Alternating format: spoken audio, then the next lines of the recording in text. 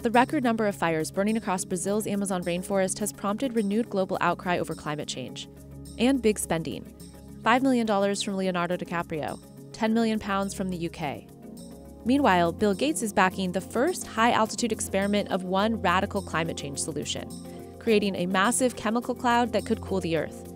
It's called solar geoengineering, and it's highly controversial. How long will it be that countries keep experiencing these climate impacts before someone gets desperate and says, hey, we need to cool the planet with solar geoengineering?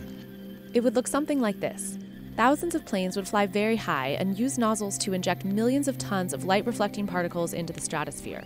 It would create a thin chemical cloud of those particles around the whole planet, blocking some sunlight from reaching the surface. It would mimic a giant volcanic eruption, which we know cools the Earth. Back in 1991, Mount Pinatubo erupted in the Philippines. It was the largest eruption to affect a densely populated area, creating avalanches and giant mud flows that left more than 700 dead and 30,000 homeless. It also spewed a cloud of 20 million tons of sulfur dioxide particles into the stratosphere. That chemical cloud was hundreds of miles across and reflected about 2% of sunlight back to space. And in 1992, the Earth was cooler than in 1991. That is part of the mechanism, but you do this in a controlled way. Modeling studies have found that it could reduce the intensity of heat waves, for instance. Apparently it could reduce the rate of sea level rise. It could reduce the intensity of tropical storms. But it also comes with significant risks and uncertainties. Things like mass famine, mass flooding, drought, of kinds that will affect very large populations. It could weaken monsoons in India, China, and Africa enough to affect crops. It could eradicate blue sky.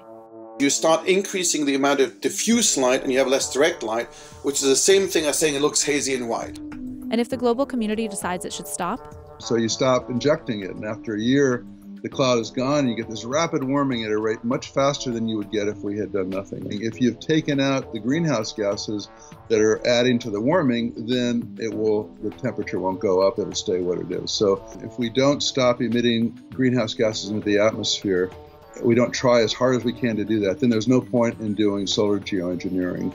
A 2016 opinion poll conducted by the Harvard group doing solar geoengineering research found that 67% of subjects support its use.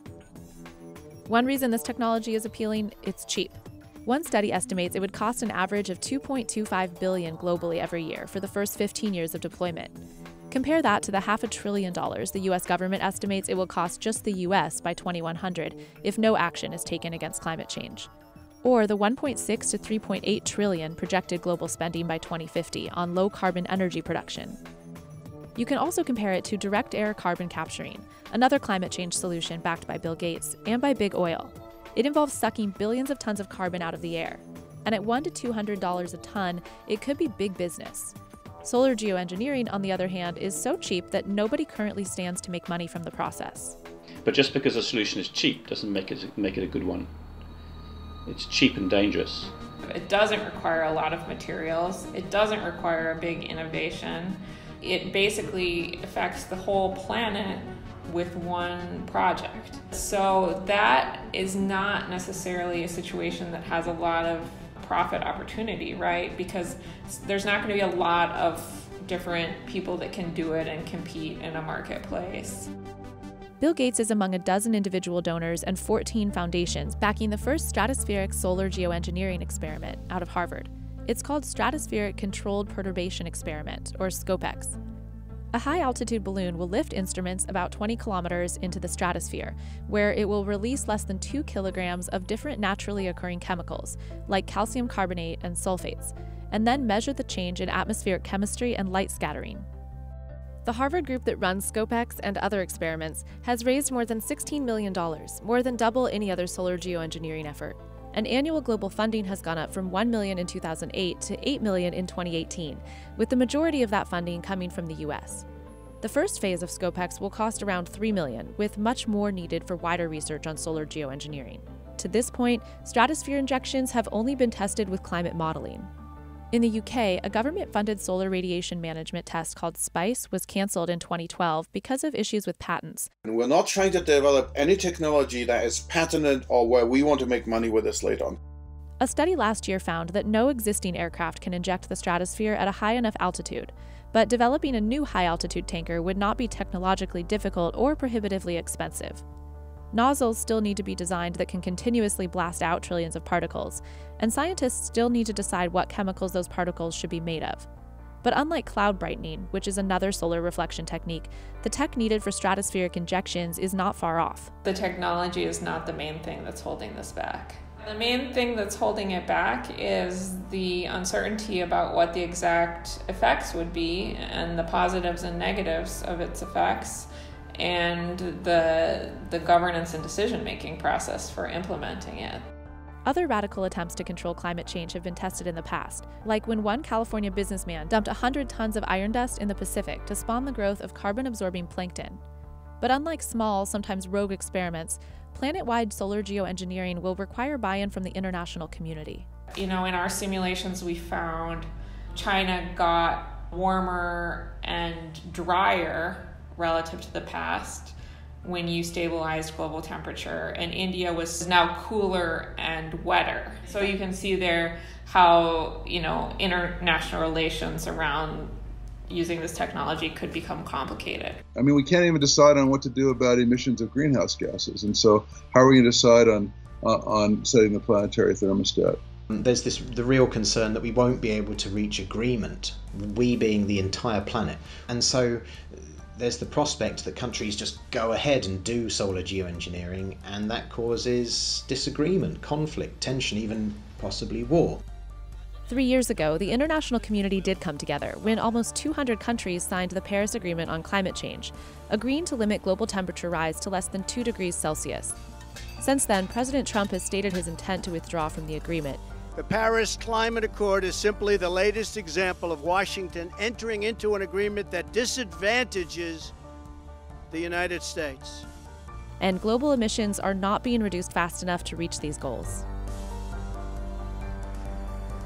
We know what we should be doing. What we should be doing is reducing carbon emissions. So we're creating a moral hazard. We are providing an out for you where you can say, well, I'm going to fix this technologically instead of doing the ethically right thing to do. It's way too early to give up on much more ethical approaches to climate change. Right? If future generations were literally in the room to question us on our dubious arguments, we wouldn't get far with some of the kinds of arguments we're trying to offer for neglecting conventional climate policy and going down this path. For now, the failure to rapidly reduce emissions has prompted more exploration of alternative solutions like carbon dioxide removal and solar geoengineering. But scientists warn we will still need to reduce emissions too. If we're not cutting CO2 emissions at the same time, from my perspective, there's little point in doing this because you would have to start using ever-increasing amounts. No responsible scientist says that it's a silver bullet. All the responsible scientists say this is something that we deploy if we had to, alongside all the other stuff that we already have to do. The U.S. Academies of Sciences is holding a series of meetings to study solar geoengineering, including one at Stanford this month. The committee will issue a report next year with recommendations for how, or if, solar geoengineering research should continue. Some scientists say the research is necessary in order to arm future generations with the ability to enact this backup plan, even though it seems nearly impossible now. We ought to start working on this solar climate engineering problem right now with as much urgency as we can, so that if we want to deploy it in a decade or so, we understand what we have to do.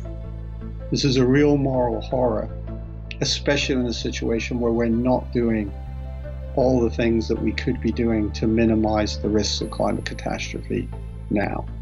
But experts do agree that more public awareness is needed around solar geoengineering, because within a couple decades, for better or worse, it could be part of the solution, helping return the planet to pre-industrial temperatures.